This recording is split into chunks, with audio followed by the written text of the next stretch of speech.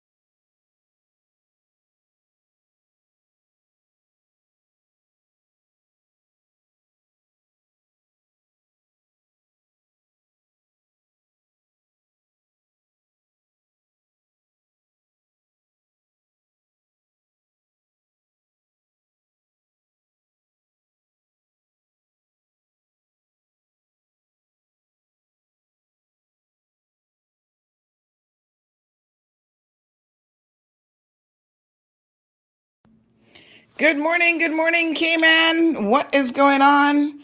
Happy Wednesday. I do believe it's Hump Day Wednesday. Yes, we got lots and lots of things to talk about. Today is Wednesday, May the 12th. You guys won't believe some of the super interesting stuff that has been happening in court. Wow. We're going to talk about some of that. And we're also going to discuss what has happened with the young men at our schools. So a bit of good news, I hope, young men and women. And I want to do a little, in fact, I am going to do a question here this morning because I want to know how you guys think about this. So we'll get to that here in a second. Just doing a quick check in with our WhatsApp folks. Let me just send them the morning link. Good morning. What's up, people? Time to get up. We are live and direct from the Cayman Islands. What's going on, my good people? So we got some good news and we've got just news. So we're going to get caught up on what has been happening in the community. So the biggest news yesterday, good morning to Marshall. Good morning to Olivia. Good morning, Anthony. Brandon is here. Daisy, Siobhan, Melita, Felicia, Elizabeth. Good morning, Anne-Marie. Dion is here. Valdine, James, and of course, Ervelet. Now, I got up a little bit late this morning. Like, I just didn't want to get up. I mean, I felt like I could still be sleeping. I was sitting here thinking to myself, can I just,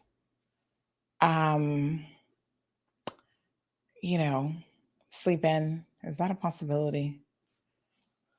I don't know if it's a possibility, but not this morning, that's for sure. We'll see how the weekend goes. Rajendra. Oh, good morning. Good morning to Tony. Good morning, Sapphire. Scarlett. Carol is here. Angela, Emma.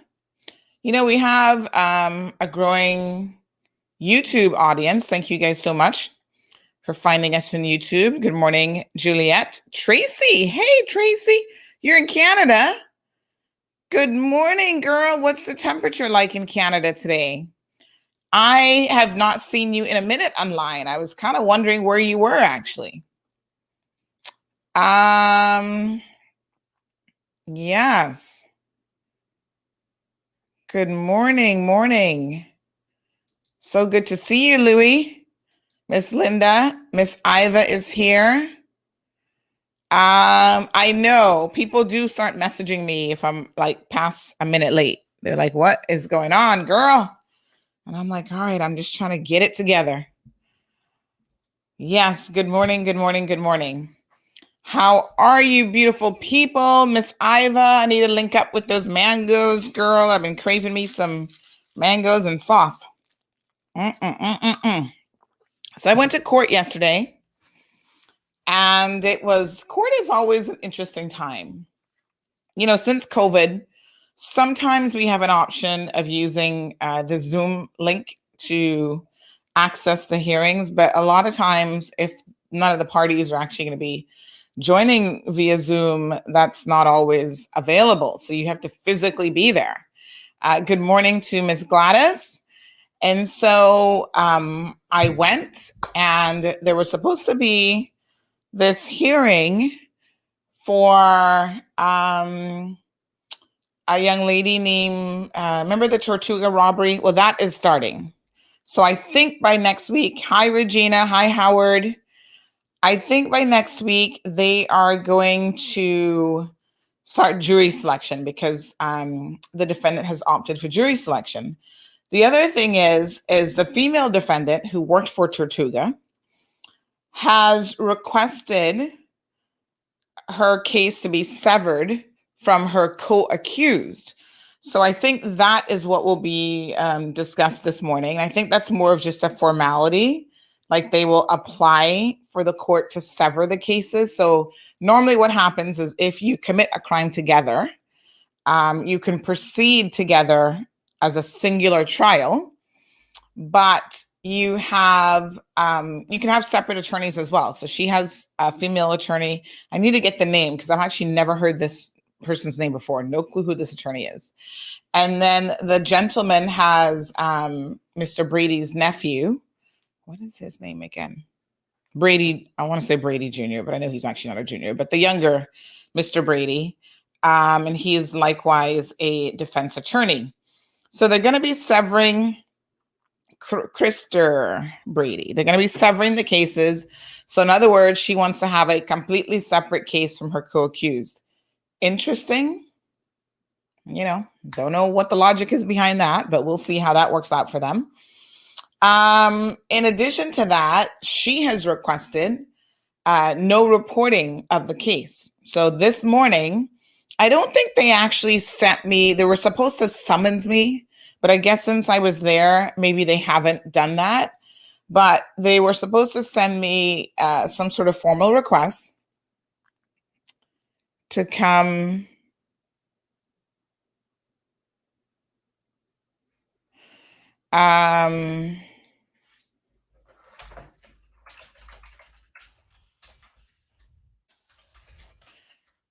They're supposed to summons me to come to court today to basically tell me that during the trial, I am not allowed to report on it, so you will not be able to get any updates.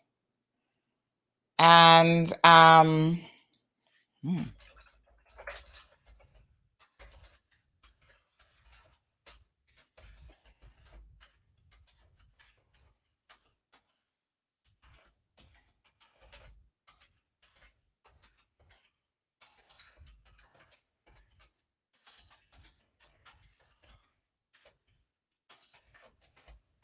sorry.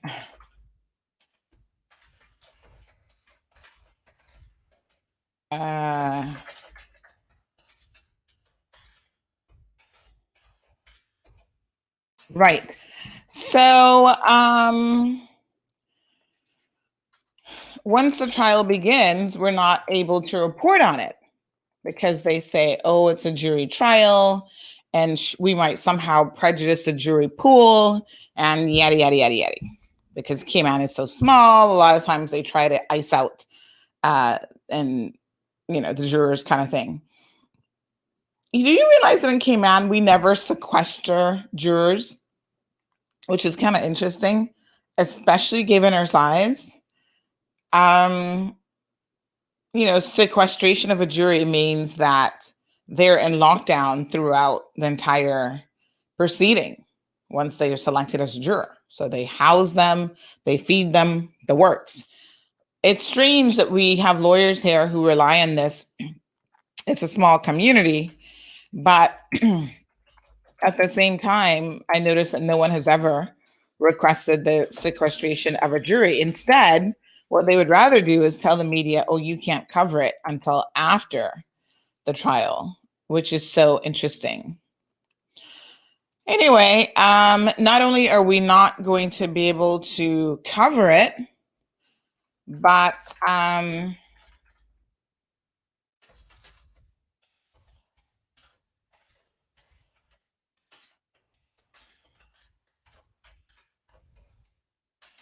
we have to take down other articles that have been done on the matter, which again is interesting, but their argument will be that somehow we will prejudice the jury pool. If you go and Google her name, you will see what has been written about her. What I would think is, this is just me, but when you get selected to be a juror, one of the questions they're going to ask you is, well, I hope it's one of the questions they're going to ask you, if you have an ability to decide a matter based on the facts before you and nothing else. So we all have to know that Cayman is small. And of course, when you're selected for jury duty, which is your community obligation, I've never been selected for jury duty. And now, for obvious reasons, they would never select me for jury duty. But even before, I kind of fell into this category because I think media people are never included in the jury pool. They never invited me before, which is strange. So, do you know that there's certain persons, certain category of persons who are exempted from jury duty, such as clergymen, like pastors and stuff, which is so interesting because they sure do know a lot of people. But yeah, they're exempted. So if you want to be exempted for life for jury duty, go become a pastor. Who else? Oh gosh, I'm trying to remember who else is. There's a whole list of people. Police officers, obviously. I think almost anyone who is connected to the judicial system would be exempt. There is an actual list category of people, lawyers and that sort of thing, who are exempted from jury duty. So anyway, that's what's going to go down this morning. So we're going to go to court for that. So let me just see here. So obviously, if you know people in the case, you can't. Now, listen, when they say if you know someone, you have to be careful because everybody knows everybody in Cayman. So it's like, oh, I casually know who that person is. Nope, that's not enough. There's a whole section here in the court website and the judicial website that's interesting about jury duty. I don't think that this tells you what most people just don't want to serve jury duty. They can't be bothered. You get an allowance of $50 a day plus $1 for each mile traveled in order to get to court.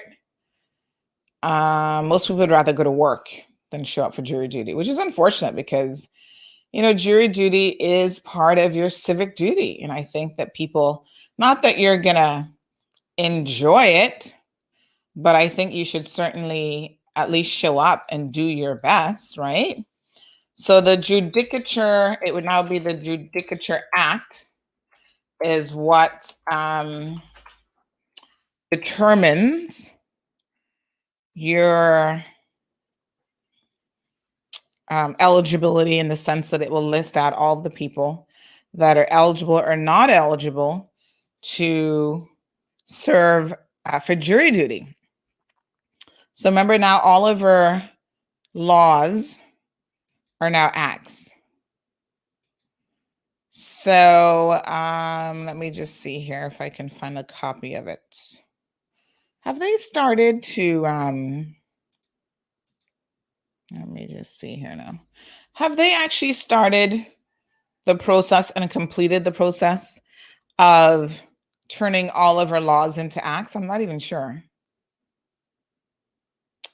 Duplicate download link. Existing connection was forcibly closed by the remote host. I don't even know what that means. Okay, this thing does not want to open up today. Anyway, the Judicature, let me see if I have it on my computer. I do have certain Judicature Amendment Bill. I have that on my computer for some reason. Don't know if this tells you the categories of people, but there is a whole list of individuals who are exempted from jury duty. I'll see if I can remember to get it. See, the other interesting thing that happened while I was in court is a gentleman walks up to me and he's like, Miss Sandra, I want to show you something. You see this cut on my side? He shows me this big gash on his side. He's got the scar where someone cut him. And he said, this is why I stabbed the man, because, he did this to me and he's crazy and he was a drug addict. And now that he's an alcoholic, everybody's singing his praises, but he's still an addict and he's still crazy. And that's why I stabbed him up. And I was like, okay. I had no clue who he was, and I had no clue what case he was talking about. I think a lot of people assume, they make the assumption, they walk up to me and start talking to me because we have written a story about them or because we've covered it, that somehow I know who they are and I know the details of their case and all that sort of stuff. But probably 95% of the people who are in court or higher than that, I've never seen them in my life, and I don't actually know who they are. So when we write a story about people, a lot of people make this assumption that, oh, Sandy knows this person, whatever. Nope, don't know nothing about them. We just write, we dig up a little bit. We may ask questions, we read the files, we go to court, and we write our stories, but that doesn't mean that I know the person. So I had no clue who he was until when I was in court, and then I heard his case. I go, okay. Remember that stabbing just last month in April in Boddentown, where someone got stabbed up right there off of Cumber Avenue, I think it was, central Boddentown. This was the defendant who's involved in that matter. So he was in court yesterday, and his sentencing, he's pled guilty to a lesser charge. So he was there with wounding with intent. He is pled guilty to the lesser charge of wounding, and now they will do a social inquiry report, a victim impact report, and he's got sentencing, I think, like in 6 weeks or whatever, because they give them about 6 weeks to complete all of these reports. So good morning to Jael Endra joining us from Guyana. Thank you so much. We have Louis, who is here from Detroit. So piece of fact, there is a hell, Michigan, so hell does freeze over, says Louis. Well, there's also a hell Cayman Islands, and that will never be freezing over. So there you have it. That's hot as hell. Good morning to Bishop Blair. It says that you're on the ball this morning. I appreciate that. Janita, beautiful. Good morning to you, my dear.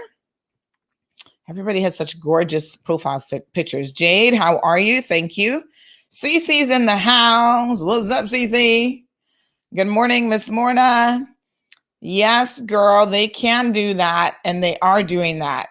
They will apply for it, and they'll get it. Now, her lawyer is going to claim that the article has been read some 40,000 times, which is a lie. I don't even know where they get this information from. But in my mind, if it was read 40,000 times, well, everybody else already has read the story in the Cayman Islands. But anyway, good morning, Miss Donna. Good morning, Miss Cece. Yes, it is a little bit of a mess, but it's part of the process. And I just try to explain it to you guys because I'm aware that a lot of you have never been to court. Thank your lucky stars. And you just don't know anything about it. You don't know anything about what's going on. And so I try to give you little snippets so that you can understand things about the judiciary and the process. You know, there were so many interesting things, even with my case, my last case that I had there, that were super interesting. People just don't know. And one of the most amazing things with court is sometimes how long it takes for anything to happen. It's like mention after mention. We just show up, they call the case, and they're kind of getting an update on where they're at, and then they relist it for another couple of weeks. And every time that I have ever been to court, I'm like, listen, I don't have time for this. Honestly, my life is precious. My time is super precious. And so let's get it on as quickly as possible. And I'm always shocked and surprised at how often the prosecution will lay charges and then they're not ready. It's like, you charge me with something. You should have your case. You should have interviewed all your witnesses. You should be ready. But they just lay the charges and then they go back and put their arguments and their case together. And it's like, really? Anyway, speaking of prosecutors, Darlene Oku, remember her? She was the lady who was the bulldog of a prosecutor in my case. She actually has a new cushy job in the legal aid department.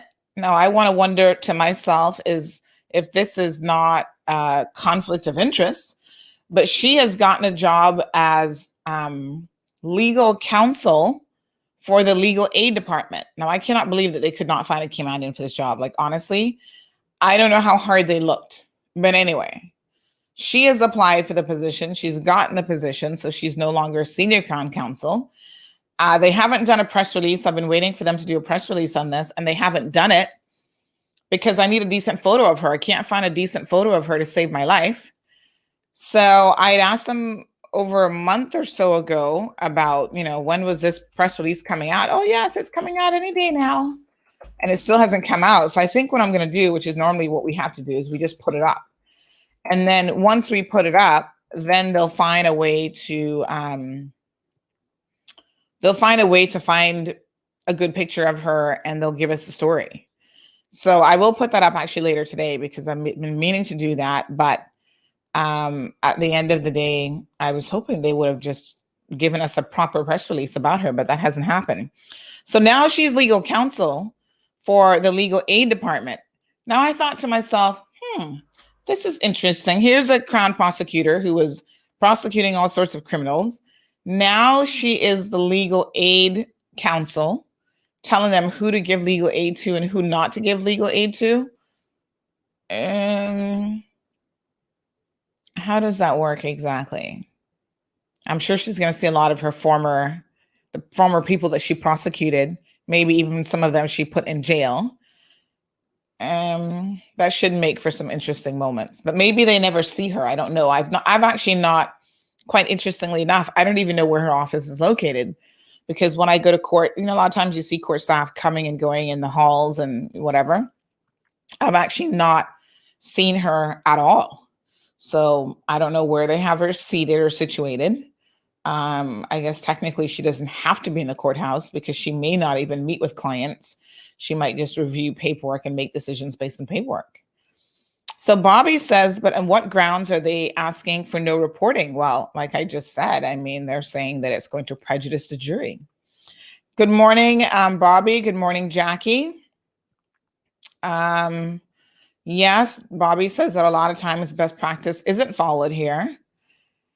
One thing about the Cayman judiciary system, because we, follow the English legal system very, very closely, and a lot of the judges are English, and we have a very heavy Caribbean. So Jamaica, for example, a lot of the lawyers, DPP's office, everybody's Jamaica or Caribbean based, and or English. A few Canadians sprinkled into the mix, but not so much so. Darlene is Canadian. And so I feel like a lot of the system is very antiquated from the sense that what we see happening in other jurisdictions just isn't permitted here. Even like, in the US, you can see pretty much any court case nowadays being available live stream somewhere on a website, especially during COVID. Lawyers were joining in during COVID and whatever.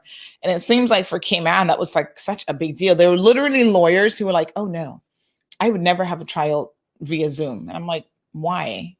And they seem to think that it's just, there's so many variables and, you can't, the arguments don't come across the same way. And it was like this resistance to using that technology. I'm thinking in the States, like literally you can pop in to watch a trial at any point. But here, although links are available via Zoom, they're not meant for the public to log in. Now, reporters are finally able to access these Zoom sessions for reporting purposes, but that does not mean that we can live stream that, which I think is unfortunate, or we can share that with the general public. And I think we need to get to that point where the average person has more access to what's happening in the courthouse. You might not always be able to physically get there, but certainly if it was live streamed or available online, you'd be able to join in and to see how the judiciary works. They should be trying to educate every single person in this country. Like recently, there was a case with Mr. Baliki. He's an attorney and he's suing the judiciary, and he has some questions about the Chief Justice and another judge and how they've been conducting matters. And to me, that's a really important case, even if it's just to answer the questions that he has put forward from a legal perspective. And so, that's the kind of case that everybody wants to join in, but they're not going to really allow you to do that from how I understand the process works. One day we've got to get him on here and talk to him for a bit. So Cece says, for someone who claims to be a celebrity, they want privacy. Yes, my dear. Sometimes your celebrity status doesn't really help you in the real world. When you're in your headspace that you're a celebrity, maybe that's one thing. But a lot of people might not be impressed by that celebrity status.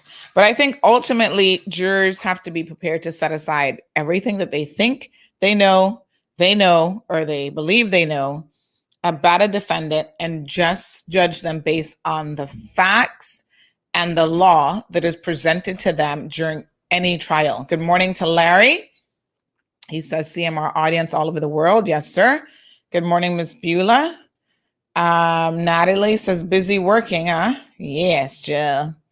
Debbie, good morning to the beautiful Debbie. Oh my gosh. Elizabeth says the last jury duty I was on lasted 6 months. Elizabeth, that must have been like a capital murder case. What the heck? The cases that last a really long time tend to be murder cases because sometimes they can be very complex. They're bringing in expert witnesses and all sorts of stuff. And financial cases, financial cases are the worst in terms of length of time. Trust me, they take forever and they're very complex. There is the Blake case that's going on right now. Bruce Blake and Canova Watson. And can I tell you that between legal arguments and the back and forth and all that sort of thing, that case will probably last 3-4 months. Probably not that long, but a good couple weeks. So they try to allot sufficient time for these various components of the case. And a lot of times there's stuff that happens even before the jury, if they're going to do a jury trial or a judge trial. There are legal arguments that have to be worked out in the interim, and they make all these legal arguments. I think they're doing that right now with the Canova case. And the reporters are not permitted to report on those legal arguments either. So they're kind of, I don't know if in camera is the right word for it, but they're open court as far as I know, in the sense that you can go and sit there and listen to it. And I stand to be slightly corrected on this. But I think you can go and sit down and listen to it, but you just can't report on it until afterwards, until after the conclusion of the case. A little bit strange if it's not a jury trial, because certainly you're not going to persuade the judge who's hearing the matter. You're not going to impact his or her thought process, but they don't allow you to report on certain things. Yeah. So I'm telling you, it's super interesting. Josara, hi, Denny. Keisha, good morning, my love. Lisa, what's up? C. Banks is here. Good morning to you. Good morning, Garth. So good to see you. Carson is in the house. Yes. All right, Carson. Carson can't wait. Carson's like, listen, I want to know about what high profile arrest. Okay. So before yesterday, I got some sus that Mr. Dalton Watler had been arrested. And I was like, Mr. who? Dalton? I'm like, wait a minute. Is this the guy who runs all the time? That's what I know him as, like the running man. Everywhere I go, I see Mr. Dalton running. Like he runs he must be in the best physical shape ever, because he is constantly running. There he is. And the word on the street was he's been arrested, but it seems to be very quiet. And I was like, this is a bit interesting. Because to be quite frank and honest, I hadn't heard it. And not only had I not heard it, nobody else seemed to have heard it either. So I was thinking, this is strange.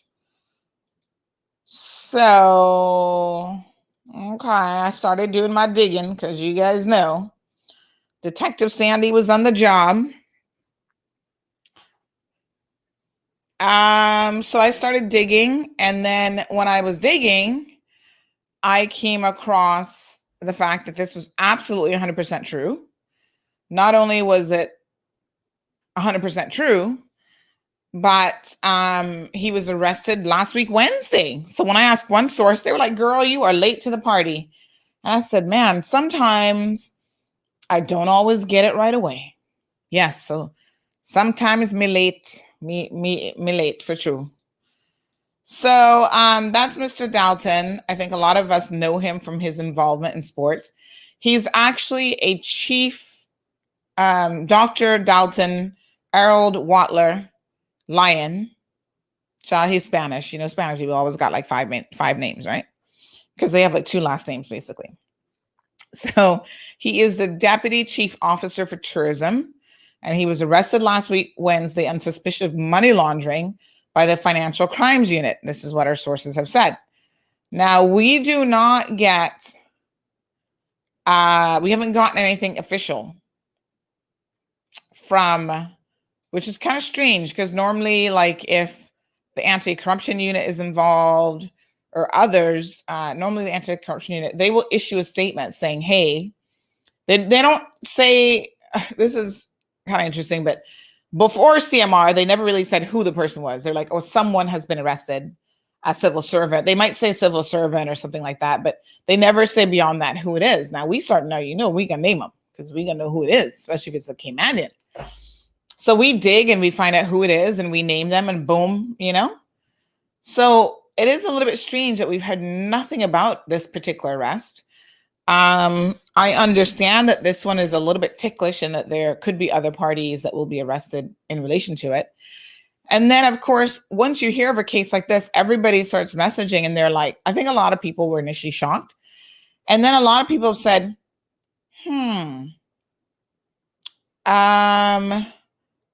they've noticed him missing from work. They didn't know what happened. And they said, oh, but he has a family member who allegedly sells numbers. And so everybody now thinks that this is in relation to that. Wow. It's so interesting how so many people in the community can know when someone is allegedly involved in criminal activity. And yet these people walk around our community so freely, can't be touched by the police, can't be touched by anybody. And it does make me wonder, how exactly does this work? It's like most child predators here, people who engage in this predatory behavior, grooming of children and so on. When you ask people, when you bring up their name, they're like, oh yeah, that person said this, that. And you're like, why are they not in court? Why have they not been prosecuted? Because nobody is filing a complaint with the police. And evidently the police are not capable of carrying out an independent investigation on their own. They need witnesses to come forward. And that's why there are people who get away with the most. So we got a real underbelly in this country of a lot of criminal activity. That's all I'm going to be telling y'all. CE Bank says CMR has 50 people watching. Yes. And Cayman Crosstalk has 6. What a hot mess. Interestingly enough, CE Banks, you are on YouTube. So you only see the YouTube numbers. We actually have 362 people in total. We now have 65 on YouTube and 297 on Facebook. So we're pushing 400 this morning. Since the election, we have consistently been more or less above the 300 mark most days. And it certainly depends on what the topic is. Some days are hot, and then we'll push over 600, 700. But yeah, thanks for pointing that out. Is El Ray here this morning? El Ray posted something about this yesterday. And we kind of made a joke about it because, we listen. You guys know that I listen. Life is short. You better start laughing at something, because otherwise y'all will go crazy if you do not laugh. So life is meant to be enjoyed. And yes, I have a good chuckle, even at ourselves. Some days when we're like a little bit screwy around here, we laugh. And sometimes we do kind of laugh at others, which in this politically correct world, I guess we're not supposed to be laughing at anything. But listen, sometimes I think people need to relax a little bit. So we did put up a little thing because El Ray shared it. He actually grabbed a screenshot yesterday from yesterday's show where he showed that we had 400 and like something people. And then 402. And that the Crosstack had 10. And he was like, what was his comment? He said something about the cold, hard truth. And so it is a little bit humorous.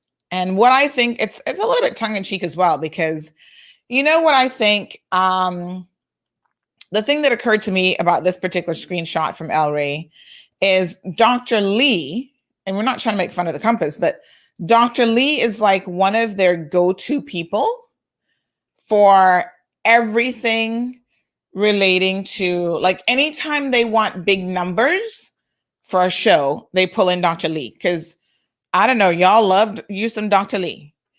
Everybody says he is handsome and he's this and he's that. Clifton is looking for his top fan status. He says he's going to protest.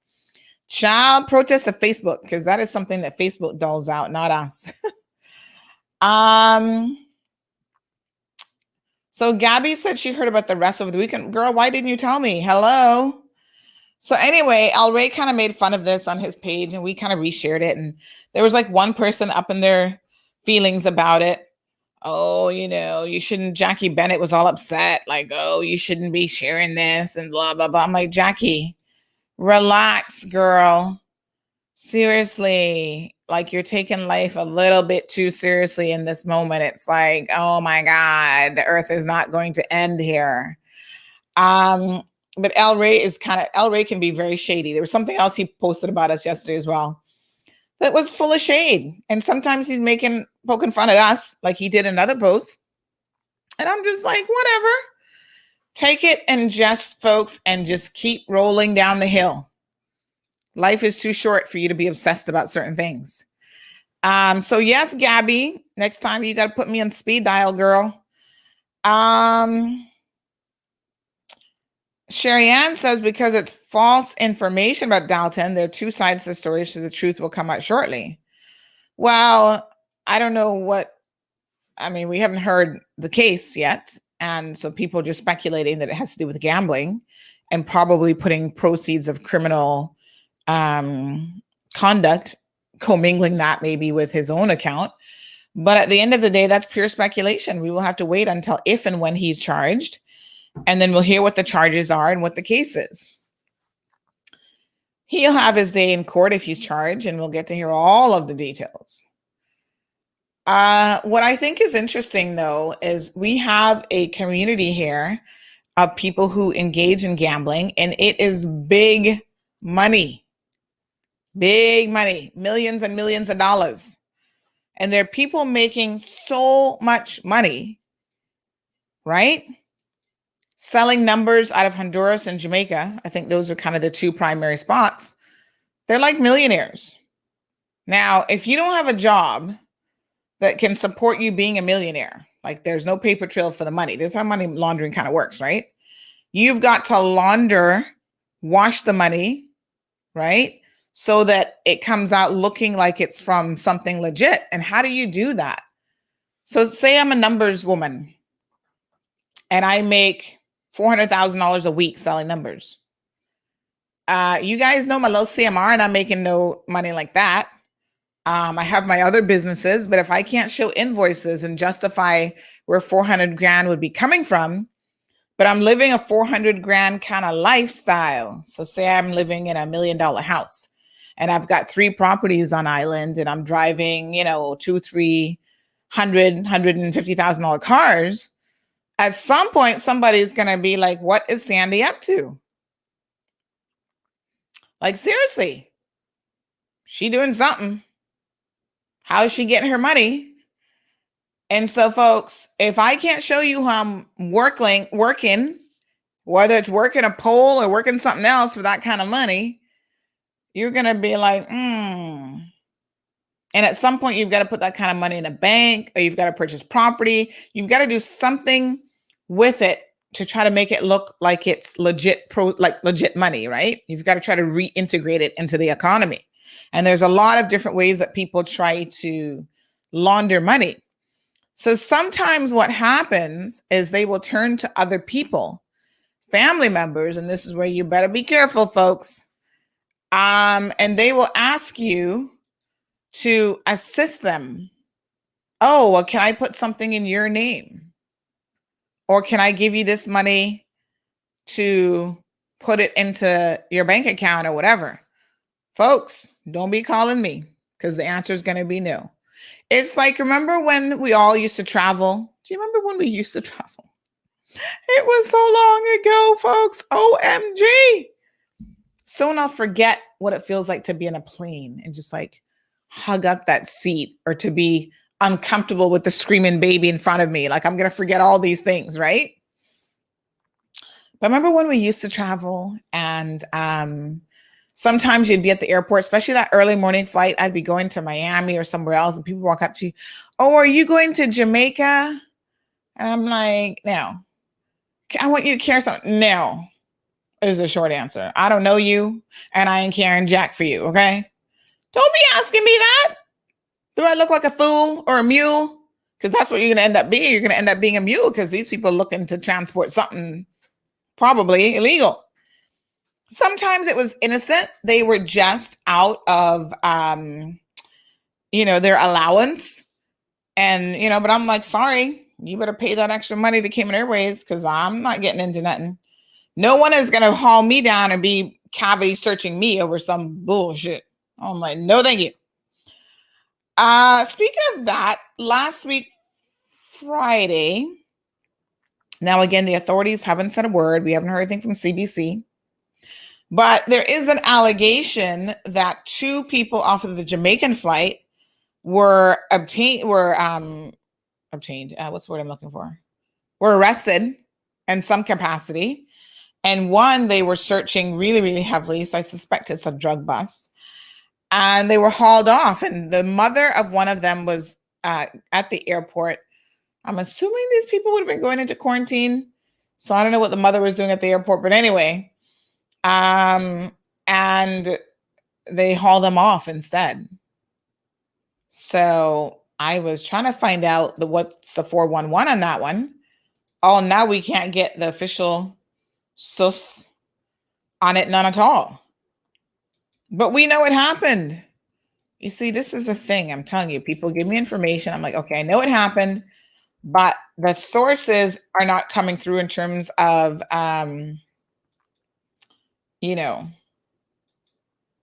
Jamaica, like the authorities here confirming that this is what it is.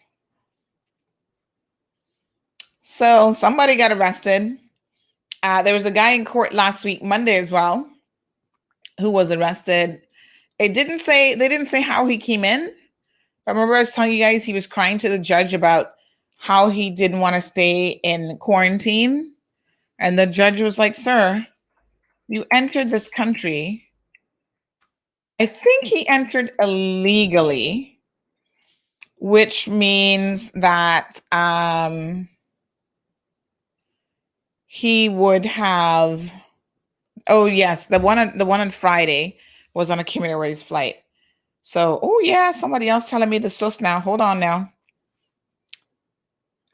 They said, Sandy, the airport info is facts. They were carrying cocaine. You see what I'm saying? Yes, I suspected. The lady was experiencing problems. Ooh. Because when you're a mule and you start ingesting this stuff or swallowing it and whatever, you might really end up in trouble for real. You got to be very, very careful with that stuff. Not careful, just don't do it, none at all. So thank you for confirming that. But the officials haven't said a word. We've not seen a press release from CBC to say, yes, we arrested someone, nothing. So I'm wondering why not? You report some things, but not some other things. Like, to me, all drug busts, all drug arrests should be reported. I'm not sure why we'd want to hide that. But anyway, so my source says here that he and the boy was that child underage. An ambulance came and attended to her, but she wasn't permitted to leave with them. And then he and the boy were both arrested after medical treatment. So who is she? This is the mother now. So the mother wasn't traveling with them, or she was traveling with them? I'm a little bit confused. So let's get all the facts. But yes, so now we know that drug bust situation is pretty much confirmed. Not confirmed from official sources, but CMR confirmed, put it that way.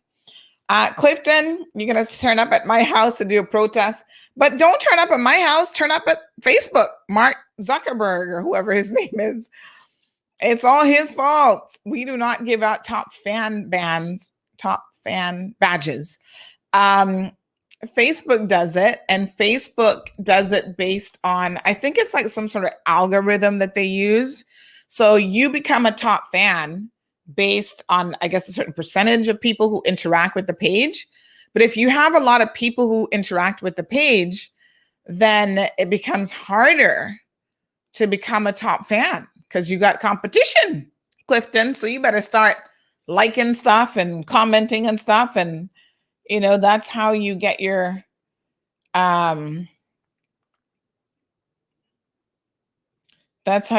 top fan status. Yeah, so work it, honey, work it.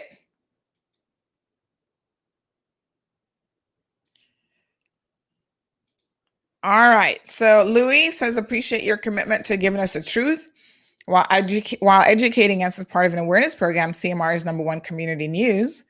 And guess what? Speaking of community news, um, Al, behave. You see, when you ask a question like that and you make me laugh about his crosstalk still on air, then y'all gonna be making me look petty. But Anne says, yep, I shared his post too. You guys are shady, shade. Now you guys know the shade be hot here on CMR. And sometimes I participate in shade. I'm not beyond saying that there are times that I am petty. Hello, I am human after all. And yes, I do get a little bit petty and shady at times. And I find a little bit of humor in shade, actually. People shade us too. We're like, okay, go with the flow. Tourism stipend, nothing new. Dr. Lee needs to come on the show. Well, we've extended the invitation before, and he hasn't taken the bait. I'm sure he's going to have more than 10 people watching him. We will extend the invitation yet again, but I have got some good news for you. Guess who is coming? Regina, we will assume that Mr. Dalton is innocent until proven otherwise, because Lord knows, as someone who has been arrested a gazillion times, well, 12 to be exact, I think it's now 12, and has always been innocent except for the one situation, which I'm going to appeal, and I'm confident that will be overturned as well. I think that you have to reserve your judgment without knowing. As Sherry Ann says, we don't know the allegations and all the facts and so on. Clinton says you could put Dr. Lee on the next flight and you'd make my day. Sue says Dr. Lee's handsome. He's married to his wife. Well, he doesn't have a wife, but he is not available. Let me put it that way. But yes, he featured heavily in the Rundown this year, in case you missed Rundown, where Dr. Lee was, everybody was falling all over Dr. Lee. I mean, I guess he's not a bad looking guy, but he's not really my cup of tea personally in the looks department. I'm more concerned about the information that he was telling us during COVID and how accurate that was and the kind of guidance we're getting. And of course, he's had a huge misstep with the Doctors Express situation, which would cause most of us to get fired if we had to be honest. But he's like, he got somebody looking out for him because he's good. The government will pay out millions of dollars to settle that lawsuit. I'm sure of that. And Dr. Lee won't see a penny of that come out of his paycheck. That will come out of programs and the overall government budget, things that could have benefited us, the people of the Cayman Islands. So, I'm a little sauced up about that. Darlene says it's time to legalize gambling and let the funds go to a worthy cause. So yes, Sue, that's how top fan badges work. A little bit of it is very mysterious and that it's not like a precise explanation. Like they don't say, okay, the top 10% of your engagement audience become top fans. Like it's not quite like that, but we know that they're working this kind of algorithm. Facebook does a lot of things with numbers that they don't always explain publicly. But they do a very good job of tracking you. I can tell you this. So if you click on, you ever notice how sometimes you'll come across like an ad in Facebook and you'll click on it. And then all of a sudden, every tutus, you see everything you're doing is like showing up related to that. And you're like, what the heck? Yeah, that's because Facebook knows, oh, you're a person who's interested in this. And you know what? This is a nightmare for someone like me because my husband says that I am a as seen on TV kind of person, which technically isn't true. But I do like me a good product. Like I like to try things. Like I should be a product in another life. I should be a product tester because I'd be good at like testing stuff, telling you if it works, if it doesn't work, what I like about it. I would love that job. Just send me the product. And there are people who make millions of dollars. There's an African-American guy. He is like a legit millionaire. I forget what his name is now, but he's well known for like testing like tech products and all this kind of stuff. So companies in the US, this is big business. He's an influencer because he has millions of followers. Oh gosh, if I remember his name, I'll let you know. I'll have to ask my husband. He's one of his followers. So yes, he is legit a product tester. Let me ask him.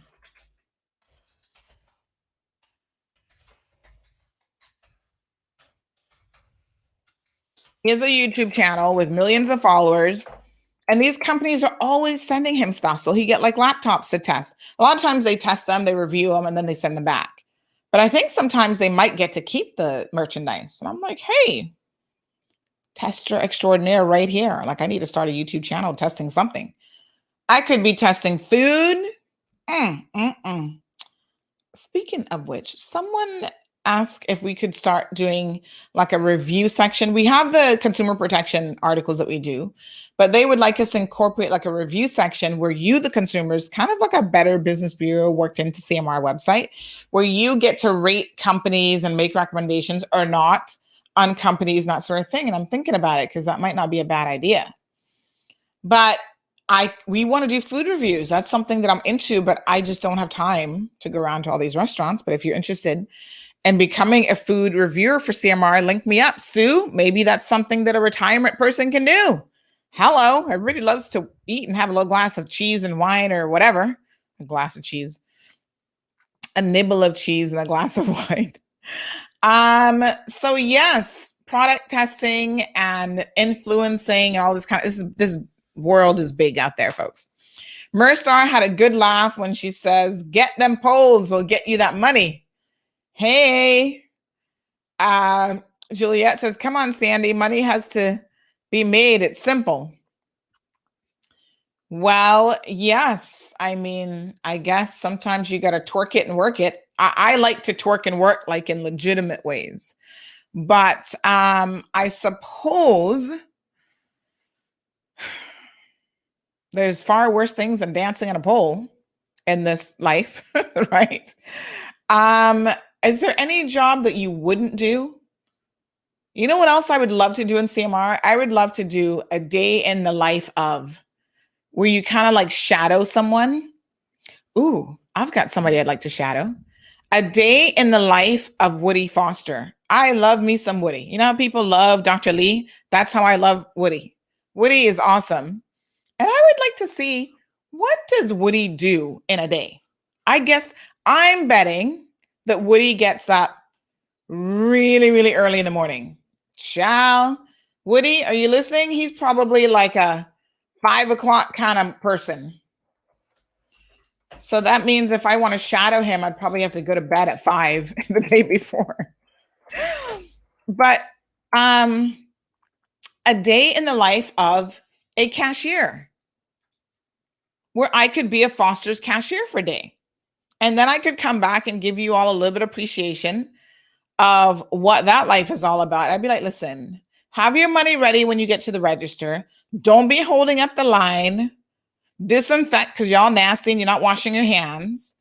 Don't be leaving your product all over my little conveyor belt. I'm sure I would have so much to tell you about the day in the life of a cashier. Right? What else would I want to be? A day in the life of a doctor, maybe? Like I'd love to follow a doctor around for the day. Yes. A surgeon. Oh gosh, that would be super interesting. Bank says people in Cayman need to learn how criminal proceeds are called wash to be clean money. If you put money in your account or accounts from anyone to deposit to make it legit. Yes, child. I would think that most people would know about money laundering by now, but maybe they think it's just a foreign concept, like they don't know what it actually is. But yes, you become part of the problem when you allow people to finagle you into it and embroil you into their hot mess. Sue says laundering money is rife here. Well, you know what? I'm telling you, there's sometimes I think people are just not aware. Elderly people, your son or daughter comes to be like, oh, mommy, I bought this house, but I want to put it in your name. Your mother's like, oh, sure, honey child. No problem. Why would your child want to put a house in your name without a legit explanation? And all these other like, you gotta start thinking, folks, because there are times when you will get yourself in trouble. So yes, this isn't 40 years ago, because 40 years ago nobody would have turned an eye at it. Now you might land in jail. Merstar says that's not allegations, that's facts. Well, I don't know what part, but I guess we'll soon be finding out. Like I said, people in the community have a sense of what's going on, and we know who is involved in a lot of these things in the community. A lot of us know who the drug runners are. Like I said, the police don't seem to know, or they can't ever make arrests. And part of the problem is that some of the legal arm themselves are dirty. So they're involved in it, you know? So it's no wonder. Or they have politicians or high-ranking friends who are protecting them. Yes, prosecute their behind, child. Because we should all know better by now. Good morning, Charlene, Juliet. Miss Joy is here from Texas. She's a Caymanian who lives in Texas.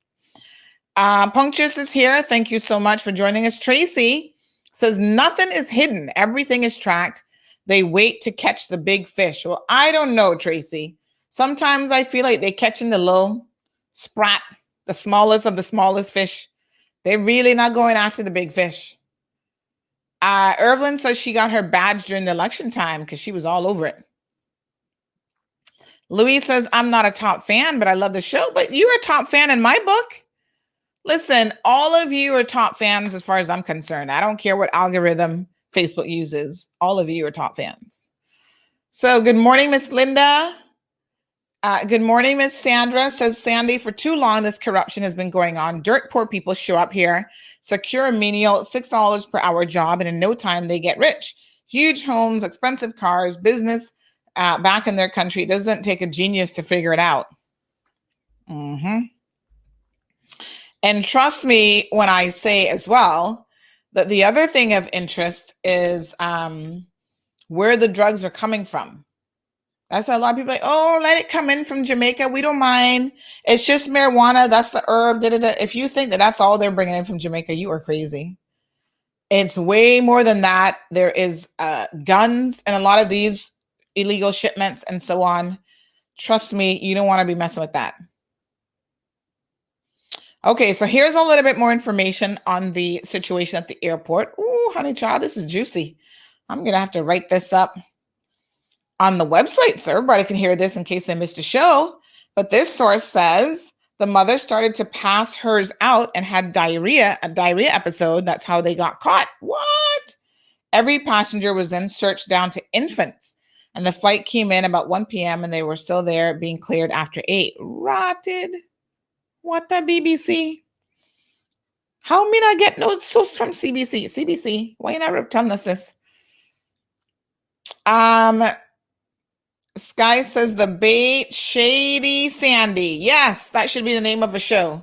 Shady Sandy. Where we're throwing the shade, because, you know, we do, during election time, we were throwing shade at these politicians.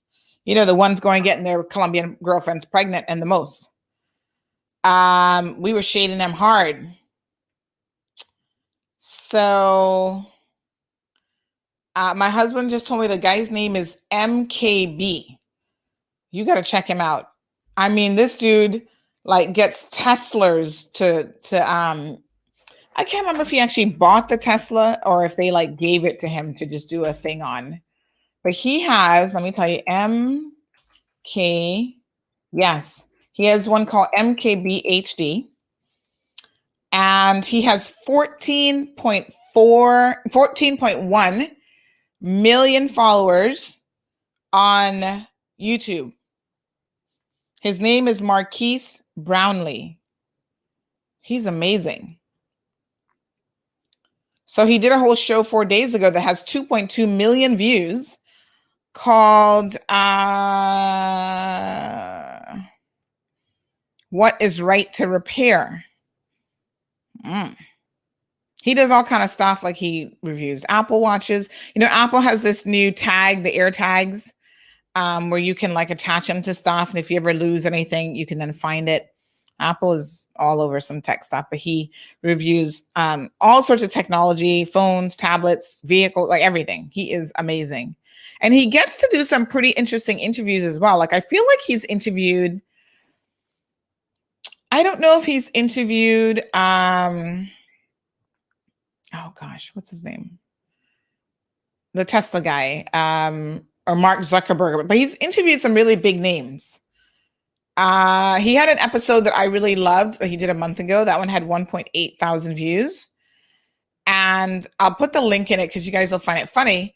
He says the best Mac I've ever reviewed. It is so funny. And it was actually about his dog named Mac. So cute. You know, anything with dogs I'm in love with automatically. You could sell me anything with a dog or for a dog, like seriously. All right, so CE Banks says, yeah, not available, agree, get on the flight, don't like being given false information, he needs to go. We the people have lost confidence in him. It's unfortunate, but you know, there were people in the medical profession who were kind of like, he's not an infectious disease expert, but yet it shows you that when you hire someone into a position such as the chief medical officer, you never know when a pandemic such as COVID is going to hit. And, you know, I guess he's done the best that he can do. But I think he's good PR in the sense that most people like him. He's likable. And I've told you guys about this likability thing. Likability will trump expertise any day. So someone can be an expert and they can be telling you the facts and giving you all, and you're going to be like, oh, but I don't like them. There's something about them I don't like. And so you're not going to listen to them. That's why influencers, that's a thing. And influencers get a certain reputation as being honest, hard hitting, you know, sweet little grannies, whatever their persona is.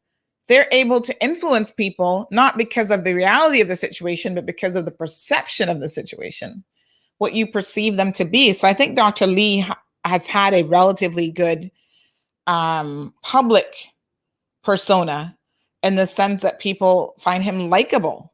He's got a little bit of a sense of humor. Sometimes he kind of does this little thing with his face. I don't know if you guys have noticed it or if it's just me. But he kind of has a moment, I feel like Dr. Lee could be shady. Talking about shade. I feel he could be shady because sometimes his face gives it away. Like Rejma will ask a question and Dr. Lee would be like, you know, that kind of half smile, but it's full of shade kind of thing where he's like, girl, why the hell you ask me this question again? He looks like he could be super shady. But anyway, he's very professional because then he'll just answer the question. But his face kind of gives away, and then he's very soft-spoken. Like he's not going to be up in his feelings or emotions or whatever. He's just very, well, you know, we just have to remain very, very calm here, folks. Listen to my soothing voice, and everything is going to be okay because my voice is going to make COVID disappear. Like he has that kind of like you could just listen to him all day, but then some of us aren't really feeling him. Now, I'm not going to say that I'm not necessarily feeling him, but I try to be objective when it comes to Dr. Lee. You know what is so interesting about Dr. Lee? I actually met him. I was probably one of the first people in Cayman to ever meet Dr. Lee because I met him the first time he was coming here to work on the plane. I sat right next to him. I was in first class because I'd had surgery and I needed to be in a comfortable seat and whatever. So I got an upgrade. And so Dr. Lee was there, and you know me, child, I'll be interviewing people even before I had CMR. So I was like, oh, who are you? And what are you doing? Why you come to the Cayman Islands like everybody else?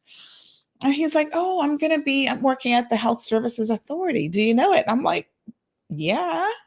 What will you be doing there?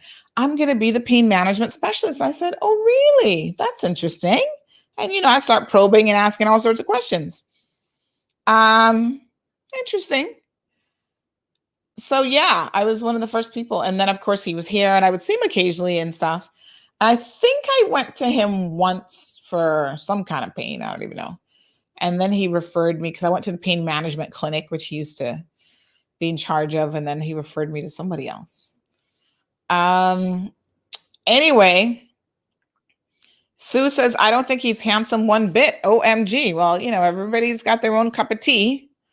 in terms of what they enjoy. Irvelin says it's easy to get a top fan badge. I think the hard part is to keep it. Tyreek wants to know about my chair. Well, Tyreek, thank you for noticing. It's actually a gamer's chair. I have it in blue as well at my other office, which I'm going to be bringing that chair home soon. So I have one. You guys can see the 4 monitors set up behind me.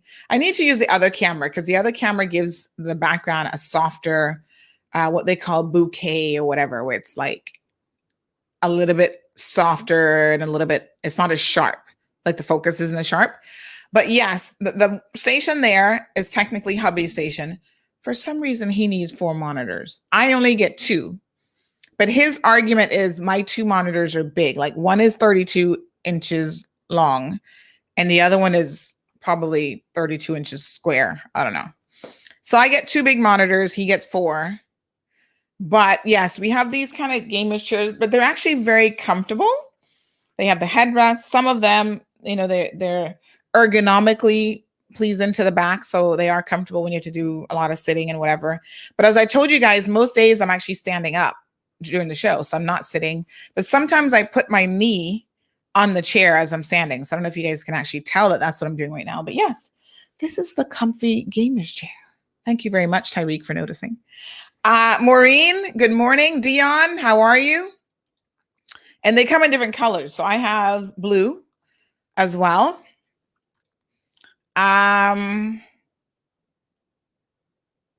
Sue, stop being shady. Stop being shady. Clifton, I don't even know what we're showing off right now.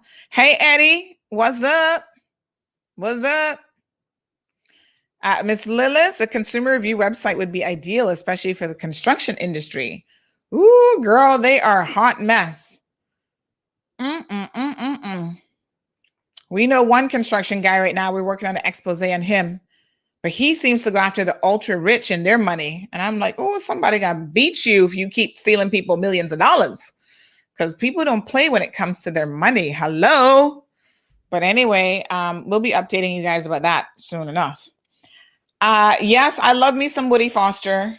I love Woody Foster. Like, I just think that he has such a great personality. Now, we're not friends, so, he's a friend in my head, as Wendy Williams would say. So in other words, you see certain people and you think, we could be friends. I'm thinking maybe if I got to know Woody, we could be friends. But he's always so pleasant. And he's always willing from a business perspective to step up to the plate and to answer questions honestly. And, anytime I reach out to him, sometimes I'm looking for something at his store and I'm like, can you help me find this? Or do you know what's going on with this item or when it's going to be back in stock? He never says, girl, why don't you stop messaging me about food? Can you stop eating? That's what he should really be telling me. But he's like, no problem. I'll check on it. I'll have the buyer check, whatever. He's so nice. And every time I see him at the store, he's like, oh, you're here again? I'm like, yeah, I live in the grocery store. So Clifton says that I would end up on my own news, cashier cussed out customer.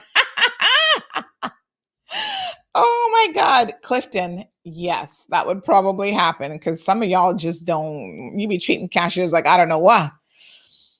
Louisa says yes, because being a cashier is not easy. Well, that would be the whole point of the show. A Day in Life is to make us all appreciate, to be a little bit kinder to people like cashiers, the guy pumping your gas. I always, even if it's just a little dollar, because I don't tend to have cash on me. If I have anything on me, I try to tip the guys at the gas station. I try and give them a little something. A request to drive to Northwest Point down to Crack Conk Restaurant and tell us what you see. Oh, Lord. Speaking of which, I did drive to West Bay last week to have a look at this project that was causing a lot of issues with them dumping stuff in the ocean. Now, we need to be keeping a really firm eye on these construction sites. So I went by there and I did a little video recording and everything. And there were Spanish guys working on the site. And I don't think they spoke a word of English, but I heard them saying, blah, blah, blah, blah, blah, and came on my road. I had to chuckle to myself. I'm like, oh, they know I'm here. They know it's me. Um, oh, CE Bank says it has become the new 7 Mile Beach for the rich and wealthy. West Bay down by Crack Honk restaurant? Really? Okay. Hello, El Ray. I figured you'd be here with your shady self. Kathy says he may be fit, but he ain't handsome. Aw. Well, beauty's in the eye of the beholder. So he's handsome to somebody. And I'm sure whoever he's in a relationship with, that's all he cares about. He not business with y'all. He's handsome to his little dog. He got a dog and he loves his little dog and his little dog loves him. So he's like, I don't care if y'all think I'm handsome. Everybody's got their own cup of tea. I'm telling you. What some of y'all think handsome, be ugly now. Don't be kidding yourself. You know how that goes. So I have this little, speaking of little tech reviews and stuff, I do have this desk. I'm going to lift it. It's actually just a little stand now because I used to have the big one. And it was taking up too much real estate on my little desk. So my husband's like, I'm going to set you up properly with your camera and everything else. And so he got me a smaller one. I'm still kind of getting used to because it's smaller, but not everything big. Bigger isn't better. So I'm getting used to the smaller size. And it's nice because like when I'm standing now, I can raise it up, type, and have my mouse at a comfortable level. And then, when I want to sit down, I just lower it back down. And these things are good. It's called ergonomics, folks. It's good for you and your posture. And we get all these stress-related injuries, not because we're out there anymore working in the plantation field or working in the coal mine, but we are working at a desk, and there are certain injuries that come with this type of work. Eye strain, staring at a computer screen all day, looking at it at the wrong angle. You got your neck tilted and whatever. So all of these things, you've got to find a way to make adjustments for our new lifestyle that takes a toll on our bodies. So when the doctor said to me, I have tennis elbow, I had to say to him, I had to be funny. I was like, listen, I ain't been playing no tennis. I love tennis, but I've been playing. And he laughed. And it's not that, it's just the repetitive actions of like typing on the phone and the whatever. So yes, Marshall says he's got his top fan badge and he intends to keep it. Miss Valda, good morning. Says all these stores and businesses, small businesses with thousands of dollars in inventory, and you never see customers, but the stock never moves, but yet they're open for years. She's wondering about money laundering. Elizabeth says that fentanyl is being imported in Cayman. Really? Listen, we got all kind of shady stuff. So CE Banks knows him. Oh, Lucky says you should also check out iJustine videos. I love her. Yes, I follow her already. Thank you. And I just started following her on Instagram. I've been following her on YouTube for a minute. There's a few people that I follow on YouTube like this. We need to have a tech Thursday because today ain't Thursday, but we definitely need to have a Tech Thursday segment. But let me tell you some of the things that I'm interested in that I follow. So I follow a lot of tech stuff, obviously, lots of camera gear and live streaming gear because I'm constantly learning. I love some reality TV. Now, I haven't been able to watch a whole lot lately, but I'm a Bravo queen. So I love a lot of the Bravo shows. So I do follow Bravo. And then sometimes I get into like Shaws of Sunset, like a new season's coming. But because I don't have a lot of time, sometimes I don't watch it during the season. I'll wait and then I'll binge watch later. And I love me some Kardashians just because I love gossip. And so I do follow them a little bit, although, child, they've been getting on my nerves recently. So I haven't really followed them a lot. Especially Khloe in this Tristan situation. I used to like Khloe, and then I realized that as beautiful as Khloe is, she has absolutely no self-esteem. And that makes her, not that it makes her an ugly person, but it makes her an unattractive person. Good morning, Tommy from the Bahamas. So, someone can have a personality trait. They're beautiful on the outside, but there's something about their personality that just rubs you the wrong way. That's how I'm beginning to feel about Khloe. She lets this man use her as a doormat. And he's not even cute. Look at Tristan Thompson. He's ugly. I mean, in my opinion, anyway. But obviously the girls like him. But poor Chloe. And then she's all up into this. Oh, I want all my children to be for one man. Well, that's good. That's why you should get married first, because you have a better chance of maybe that happening. But sometimes it just doesn't work out, Chloe. I mean, if a man is cheating on you, just let him go. This idea that, you have to sacrifice your happiness and your ability to trust people just because you want all your children to be for a cheater. Lord Jesus. Anyway, I do follow iJustine, and there's another girl. I'm trying to remember what her name is now. Oh gosh, what is her name? That's someone tell you. She's a bit more on the nerdy side. iJustine is like really super cute, and she does a lot of, like, I feel she has a lot of help with her recordings and her production and whatever. But I don't know how much of that is like really her per se, but I think she's very interesting. Oh yeah. Sarah Dietschy. I don't know if you guys have ever heard of her, but I like her as well. So she's a YouTuber, and she does a lot of tech reviews, cameras, anything tech related. And then you kind of follow her journey. So she used to live in New York in this super hype apartment in New York. And she was talking about her $3,500 a month Manhattan apartment, 1 bedroom for $3,500, a little shoebox. And then she ended up moving recently back to somewhere in the country or somewhere else in the US. And and she interviews people who have like $200,000 YouTube studios. Listen, there are some people who they're millionaires because of what they do on YouTube. Now, there's another girl that I follow, and I follow different kind of people. Like, I have a very diverse interests in life. Like, I feel like I'm into a lot of different things. So there's this other girl called Raven Elise that I followed. She's more of a makeup influencer, and you just follow her life. And she has a little daughter that's like 5 years old. She's a single mom, but listen, she is on point with her YouTube game. So she has, I think, how many followers? She has 1.75 million subscribers. And, she does a lot of fun stuff, but she's more like fashion and makeup and her life and the kids. And she only has one daughter. So I like her as well. But most of the people I follow, like Peter Lindgren, he's tech. There's another one called Peter McKinnon. He's photography and tech and stuff like that. But awesome. I'm glad to see some of you into it as well. Maria, good morning. Good morning to Roisa. Hans Kelly, straight up Jamaica. Wagwan. What part of Jamrock you on?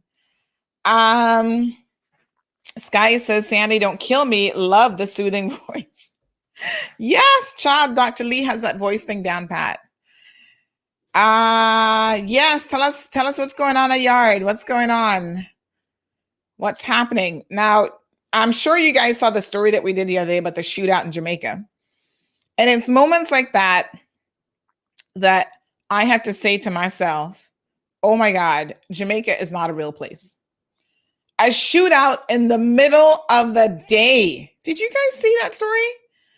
And the vehicle was riveted with bullets. I was like, what the hell? Right. And look at how many did I count in the windshield? There's like 1, 2, 3, 4, 5, 6, 7, 8, 9. And then on the side of the vehicle, because I got a video showing the side, the door had a gazillion bullets in it as well. I was like, wow, Jamaica is crazy sometimes. So these guys were alleged to have killed someone. I don't know if it was a robbery gone bad or whatever, but they killed someone. And then the police chase was on. And trust me, the police were not joking around with them. Right? And what was it? Trafalgar Street or Trafalgar Square, wherever the heck they were. They just started shooting up the place like the wild, wild west. So 2 dead and 1 arrested. You guys saw the video with them walking off with the arrested man? I was like, Lord, that must be so embarrassing. But anyway, good morning, Nancy. Larry says, I don't care about the top fan badge. I'm just grateful to have access to CMR. Thank you, Larry. We're still trying to figure out why some people in government have been prohibited from access. We've still been digging, and that story is going to go up today because now we got some additional information. So Sky says that Priced Right has the Rise desk for $155. Nice. Now they've come down in price substantially, but I have one called the Vera desk. I need to sell that, but those are expensive. And part of the reason why they're so expensive, they're like heavy metal. You can't move that by yourself. And it's a huge desk, but it does have to go on another platform. Now some of the office supply stores have the entire one that you can press the digits, so it's electronic and it goes up and down. And you can adjust it at any height that you want. So even if you have like a bar stool kind of setup, you can sit in that chair as well. Yasmin says, I'm here in business. I can't wait to leave. Jamaica has become like the Western country. It is crazy what happened the other day. So listen, local news, the young men who were involved, remember them in that video that went viral a couple of days ago, and of course we showed it on yesterday's program, came to their senses. I'm sure the parents are like, listen, y'all better make this right. And they have done a video where they essentially have apologized for the video. Now I want to play that video, and then I do want to get your feedback on it. Do you think this is a done deal? Do you think this is over? What should we do? Big shout out. YouTube numbers just went up to 82. And we got 222 people still holding firm on Facebook. So I want you to watch this video and then give me your opinion on, first question is, do you think that the young ladies should have been involved in the apology at all? Because I did notice there are no young ladies apologizing.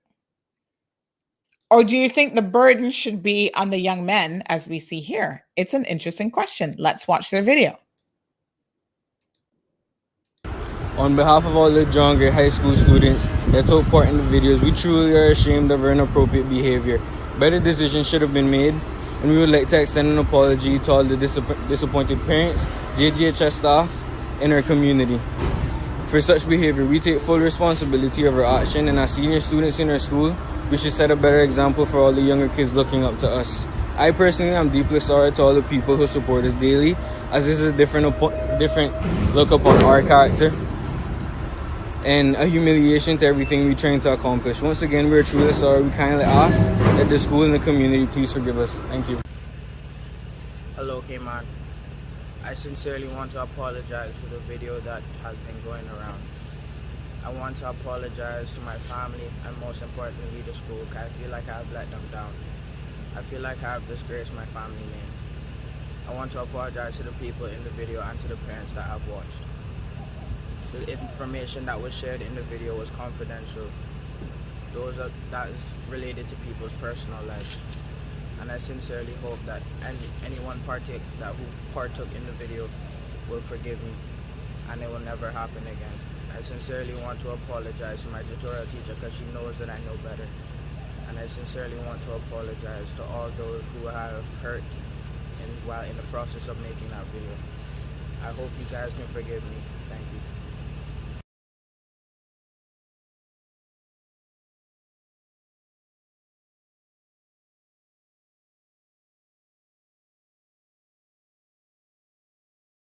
Okay, so what do you guys think about the apology? Obviously, adults took control of the situation. I understand that they had a meeting late yesterday.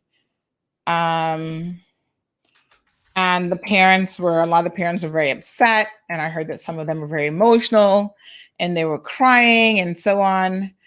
But yeah, I mean, I guess it's the right start. But I think Janita, they were probably just nervous as well. But yeah, I mean, it's the right start to a situation. But I wondered about the young ladies because it seems like they're kind of getting left behind in this process. They likewise, I think, should be apologizing for even participating, but then maybe they were just speaking to the ones who were kind of more behind the pushing of the video and that sort of thing. That was my first question, Evelyn, is why it was just the girls. And Denny says confidential. It was absolutely disrespectful of females. Yes. And they're also disrespecting themselves, which our young men need to be taught to have some self-pride, but definitely very, very disrespectful of the young girls involved. And I do kind of feel like the young girls should have something to say about this as well. So, I believe in forgiveness if it's earned, I suppose. And I was thinking about the young man who did the interviewing. And, he actually has some skills, believe it or not. And so, I thought to myself, we've been talking about our youth program. We want to get that off the ground really, really soon. I'm putting it in first gear. And he's the type of young man that could really be instrumental in the launch of our youth show and our youth program. Obviously, you can't do it during school time because that's not what you're there to be doing. But he can interview people. He has a certain knack. He has a certain even post-production ability. So tell me what you guys think, right? This is where now, as adults, we need to step up. We need to help our young people. We need to guide them. Is he the sort of young man that we give a second chance to and say, right, we can put your talents to good use. Instead of you walking around talking about sex, occupy your mind with something else, because clearly you're bored and you need something productive to do. So we can give you a little CMR job, helping with production and content for our youth program. We give you a few dollars, but around here we're going to be running a tight ship. So I hear one slip up and you're going to be at the door. But now I'm sure in his head, he's thinking, oh man, he's not going to get a second chance in life. Nobody's going to want to hire him. I think we could give him a second chance and the ability to really showcase his talent in a positive way. What do you guys think about this? Like, I'm feeling a bit like that's 80% how I'm feeling. And then 20% is like, wait a minute. We also don't want to send this message out there that we're going to be rewarding you when you do something like this. Like the reward is you're going to get a job on CMR, because that's not what really happens in the real world. Have they suffered enough consequences already?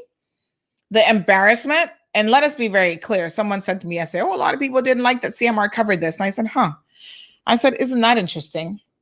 Because if CMR didn't cover it, despite the fact that it was out there heavily, no other media would have picked this up. And this would not be a point of discussion in the community. Not outward discussion, open discussion. We would have been talking about these badass kids amongst ourselves, because trust me, I had people sending it to me like, what is wrong with these kids? They not got no bring up, say, they not no good, this and that, blah, blah, blah. So we were going to be talking about it, but this is a thing on CMR. I'm like, why are we talking behind the scenes? Bring it to the forefront. Let's have the discussion.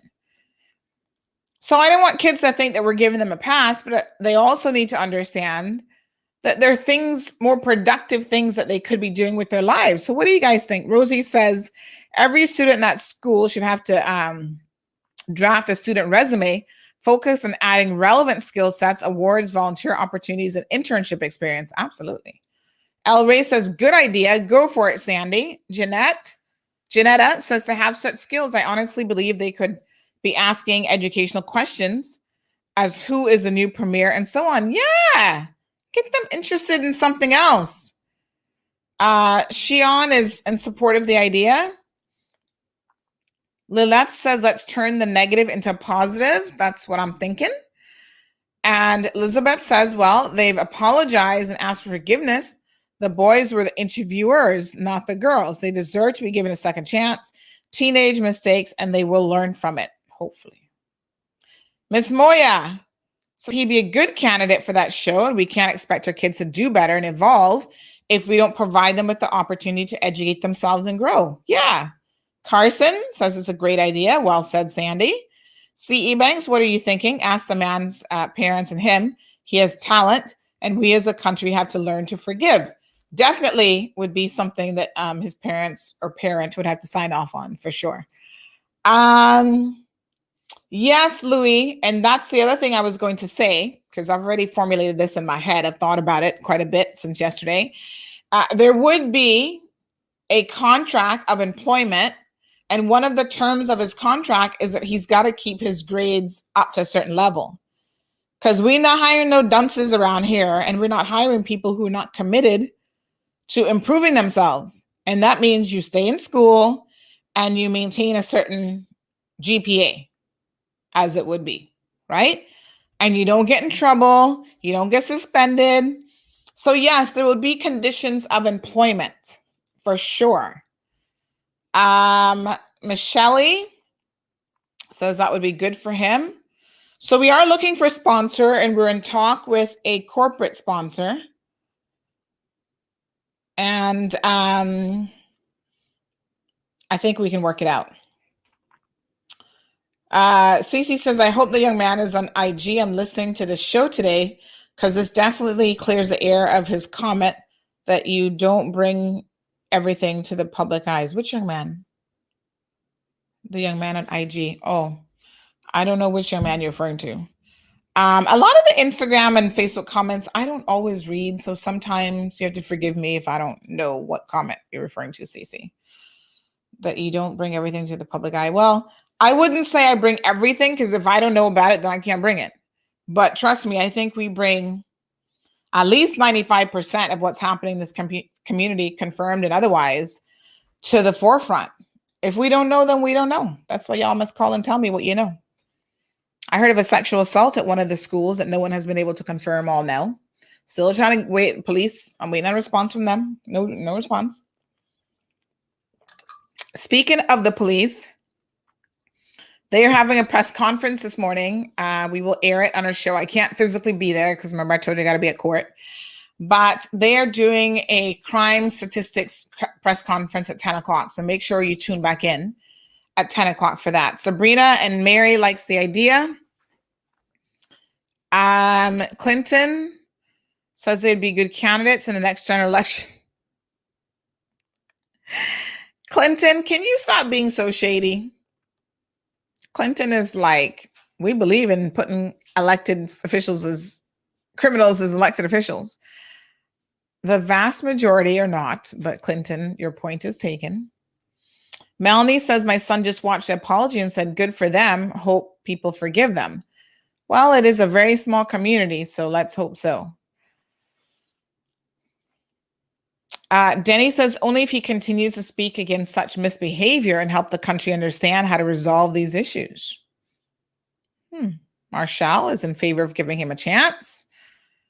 Yes. C.E. Banks says, put some conditions in place. Sue believes that some of the girls should have been involved as well. I'm very, very concerned about the girls because they always get the short end of the stick in life. Because they're the ones who are going to be getting pregnant. Now, somebody sent me a thing yesterday saying that we have a young girl in one of our schools that might be pregnant. But I don't know. So I want to be clear that the Cayman Islands Special Olympics Committee has reached out and has indicated, Miss Vanessa Hansen Alot, she's gotten married, that Dalton Watler, is not a current member of the Special Olympics, and he does not serve in any special committee. But he has never served on their board. So we will correct that. Thank you so much. I think we said he was a member of the Special Olympics Committee. Oh,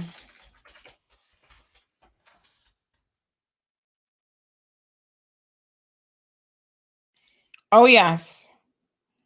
So remember how I told you guys that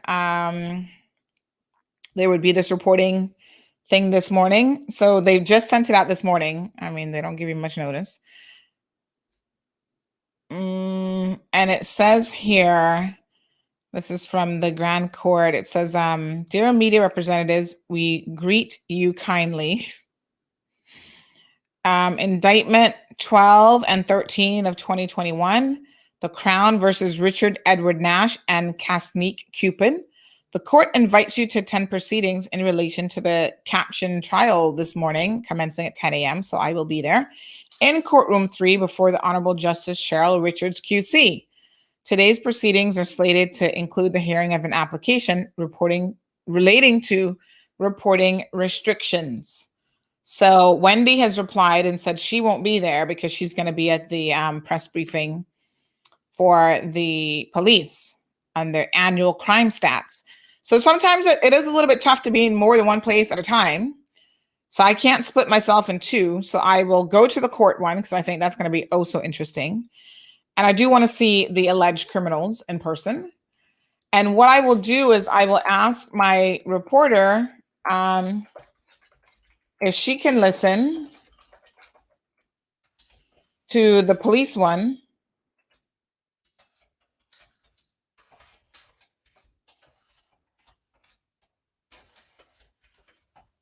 To see if she can take some notes and maybe write one or two stories on it. So yes. Oh,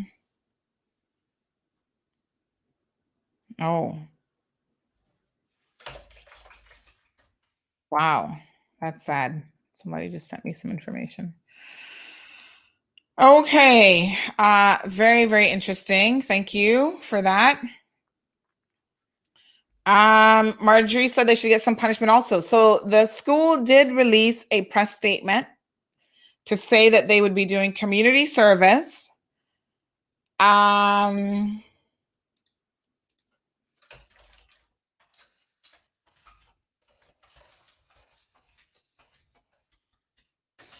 Community service and something else. But yes, they're going to make them, there will be some consequences. They're not suspending them from school, which maybe that's a good thing because I don't know how much suspensions actually help, but the Carson's asking about the sexual assault officers. Nothing. I guess they're still investigating.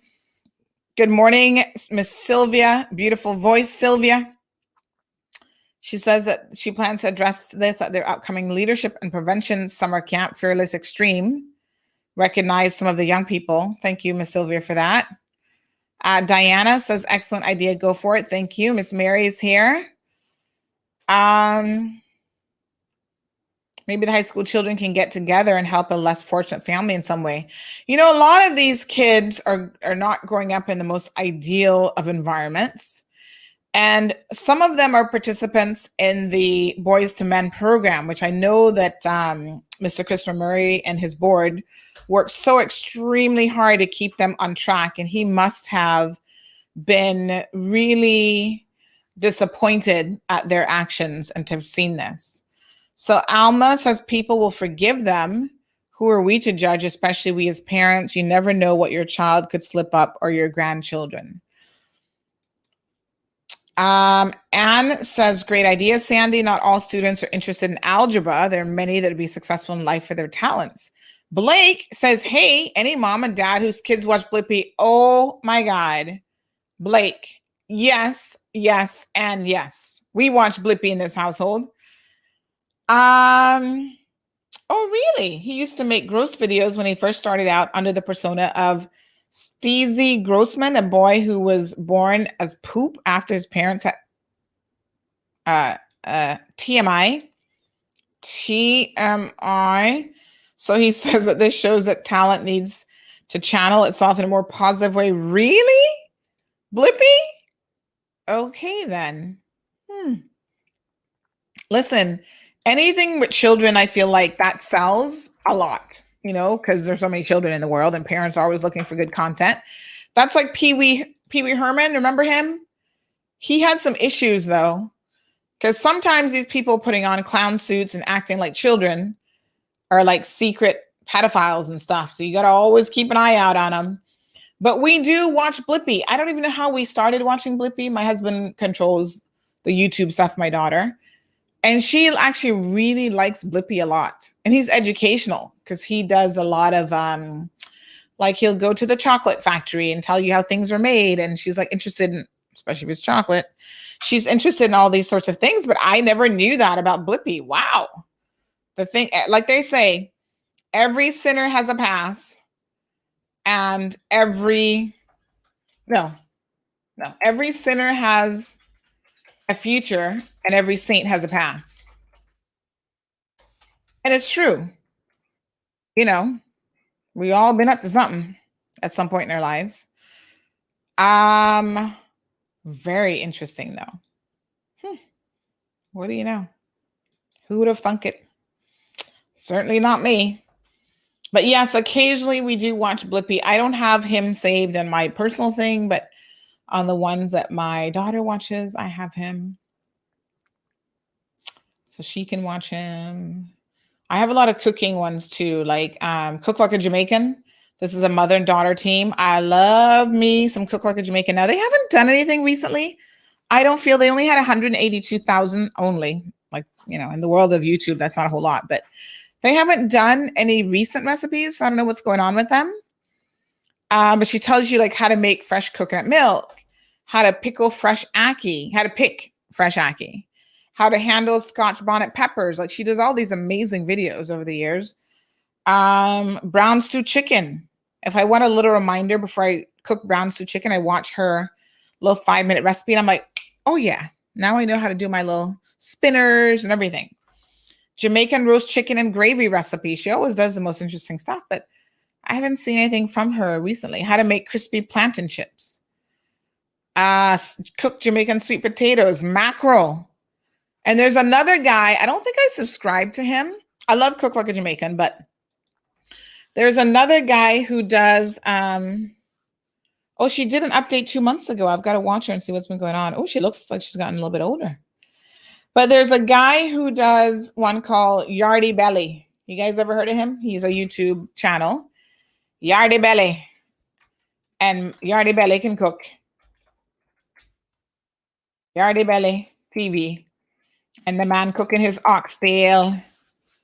And Yardy Belly, see him there? He has over 89,000 followers, subscribers.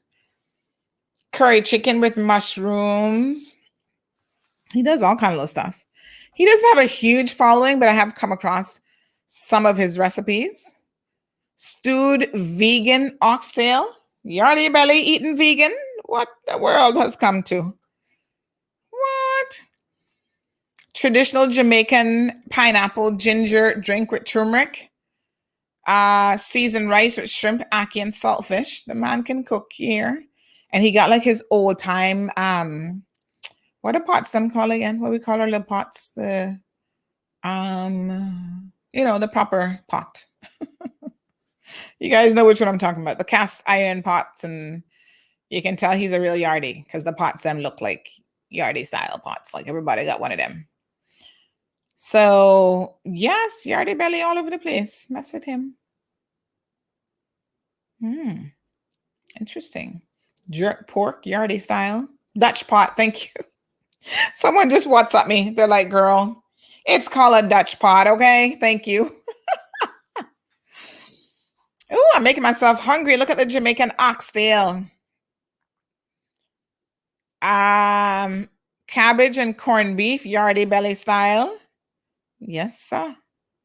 Curry chicken. So, some people do curry chicken a little bit differently. Nice.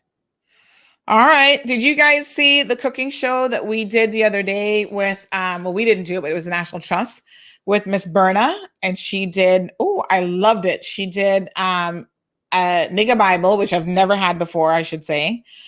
And she did fritters and the coconut custard. Now, of course, the coconut custard was my favorite. The fritters were done a little bit different than I'm used to because she actually put eggs and stuff in her fritters. And I've never seen fritters done that way. But it was a good show. It was a good turnout. People enjoyed it. So big shout out to Ms. Berna Thompson Cummins. And we will be doing more of those cooking shows as well. 4.6 thousand views. If you haven't seen it, I'm going to share the link. And I would say go check it out. I still have no audio in my computer. I feel like I need to restart this computer. So yes, the Dutch pot is how you cook. What time am I going to court? Very soon. I'm going to diddle daddy out of here soon. I just need to change pants because I'm actually wearing shorts. A lot of times you guys don't see what I'm wearing on the bottom here, obviously. But I tend to just put on comfy shorts and then whatever I'm going to wear to town, I'll have to change that. Al says next 2 weeks we'll be asking about what video. I think these kids will grow up to be productive citizens. They will take He-Man forward in a great way. I sure hope so. Yes, every saint has a past, every sinner has a future. Let's get it, folks. Positivity. Hey, Anita. She loves Blippi. My 5-year-old grandson is a huge fan. How many followers does Blippi have? Hold on. Let me have a look at Blippi. Blippi? He has, hold on. He gets a lot of views.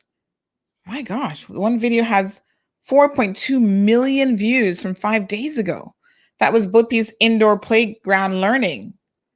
Oh my God, the things that you can do. He has 12.5 million subscribers. Are you kidding me? Wow. You see, people love positivity and stuff for kids. He gets every one of his videos gets at least like 1 million views. Here's one a month ago that got 5.1 million views. It's about his green adventure.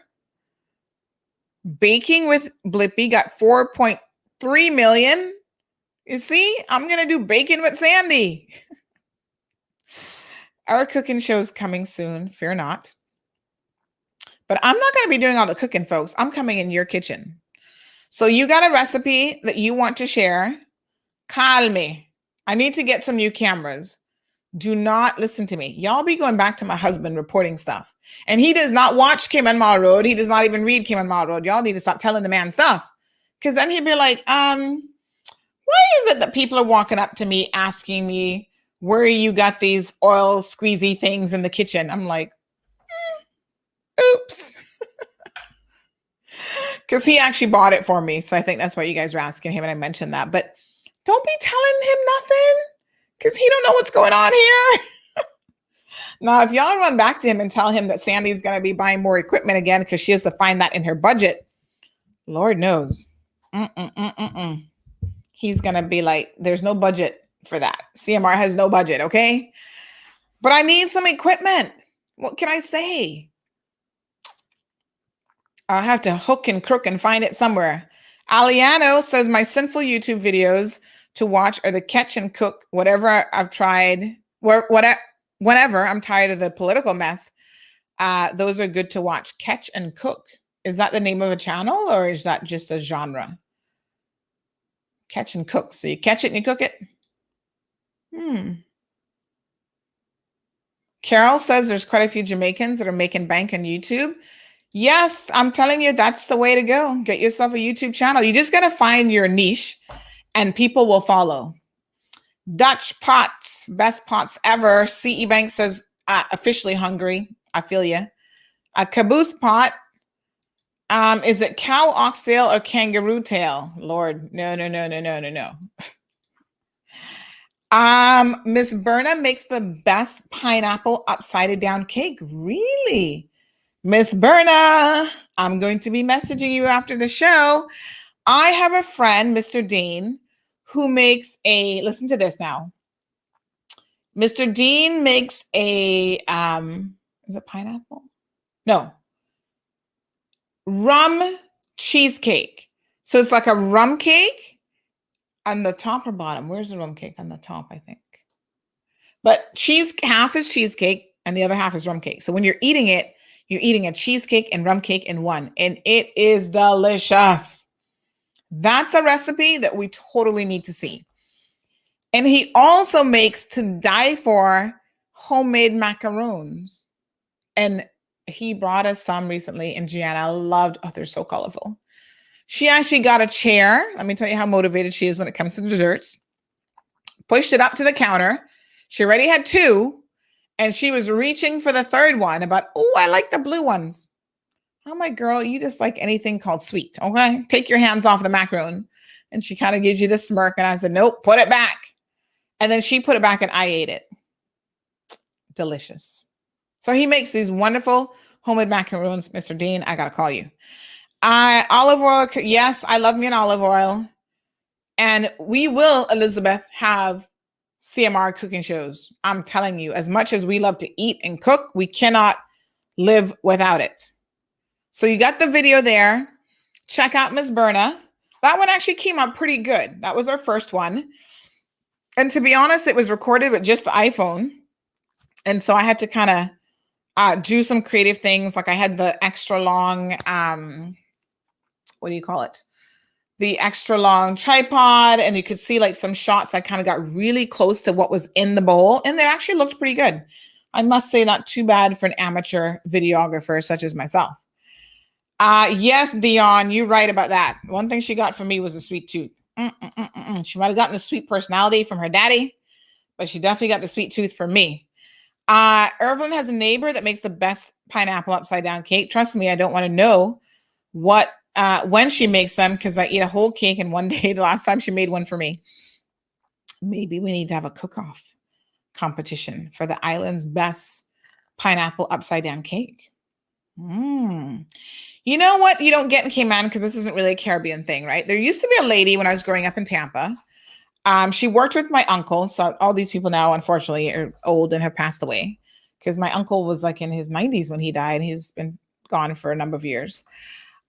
She used to make we had pecan trees in Tampa. Now, I don't know if you guys have ever seen a pecan tree, but they're huge. And my aunt in her yard had 2 big pecan trees. And I don't even know how she got pecan trees because nobody else had a pecan tree, but they make humongous shade. They're really big trees. So there was this lady who she'd come and pick the pecans and whatever.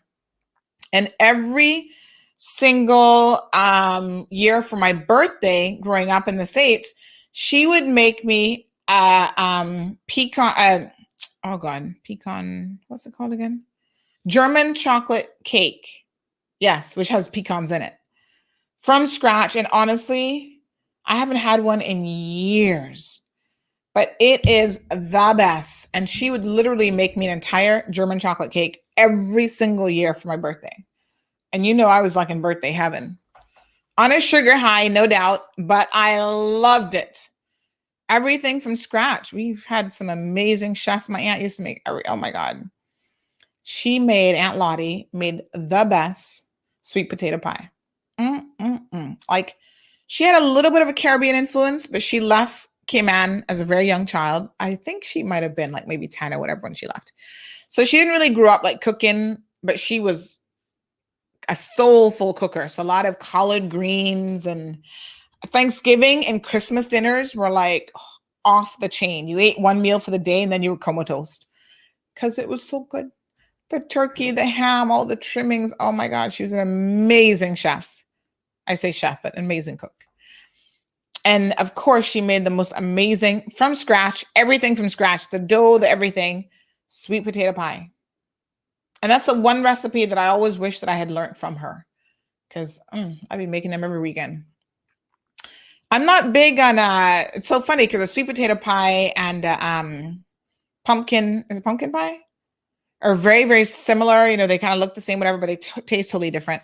I love me a sweet potato pie. Pumpkin, you can keep it. Sweet potato, then we're talking. Louis says, visit people's kitchen around the island. Yes, that's exactly the format for the show, is we will be going into their homes, sitting down with them, watching them cook recipes, but more importantly, we're just going to be talking to them about life. So cooking is part of this show, but it's really it's like a life show as well. Anyway, folks, time for me to hit the road. Thank you, Louie. Thank you, Miss Sue. Yes, we love our desserts. That's why our behinds are so big. Marshall says, yes, they're big trees. A neighbor across from me has 2 pecan trees in their backyard. Chocolate. Yes. German cake. No, German chocolate cake. I don't know about mayonnaise icing or how she used to make it, but it was delicious. Folks, I'll let you know. I mean, I've already told you, we already know what's going to happen in court. I'm sure the judge is going to approve their request. No reporting, yada, yada, yada, yada. once the trial is over, whether they are convicted or not, then I'll be taking my notes in between, and then we can go back and go through all of it and let you guys know all the details of what happened. Big shout out to Superfan. Look at whose birthday it is today. Look at this beauty. Yes. Happy birthday to Miss Morna. If you see her, wish her happy birthday today. Doesn't she look lovely? She is 63 years young. The big 6'3". Have a slice of cake and us, Miss Morna. You guys have an absolutely fabulous day. Miss Gay, thank you so much for joining us. Are you in Cayman Brac or Grand Cayman? Miss Gay says you should have watched Berna's cooking demonstration last night. Where was she? Oh, yes. That's the same one. I just shared the link. Yes, that one was wonderful. I loved it, especially the custard. All right, good folks. Ms. Valdine, all of you, please enjoy your Hump Day Wednesday. Wish Miss Morna happy birthday. You guys have a beautiful one, and we will catch up tomorrow morning. Yes. Oh, another big congratulations and shout out to this young man here. David is his name. This is Derry Lee's son. He has been called to the bar. I can't believe he's this old already. But there's his dad, Mr. Lee, next to him. And he is a very, very smart, bright young man. I think he got a scholarship from he might have got a scholarship from Dart Minds Inspired to go to CIS. And this kid is super, super bright. Scarlett says, can you please investigate? Fairbanks says there's an inmate, which is the daughter of a financial crimes investigator. The child is 20. And there was nothing in the press regarding her matter. Scarlett, DM me on WhatsApp, 324-1612. If I can get her name, I can probably try to find out what that's all about, because I don't know anything about it. So yes, big shout out and congratulations to David. He has been called to the bar. So now he is officially an attorney at law. So well done, young man. You've made your family and your community proud. And just continue to stay on the straight and narrow path. So congratulations. If you see him, please give him a shout out. Give him a pat on the back. Beautiful. 18-month sentence, but was released in September in order to start her nursing school. What? Hot mess. We got to look into that one. Miss Paula Swaby Ebanks, a.k.a. Brown Sugar, is here in the house. Ms. Valdine says, congratulations. All right, good folks. That's all she wrote. You guys have a beautiful day, and we'll see you tomorrow morning. Thank you for tuning in to another edition of The Cold Hard Truth. Make sure to check Facebook for showtimes and more information and the latest news at CaymanMarlRoad.com. Subscribe to our IG and Facebook pages to get the latest happenings.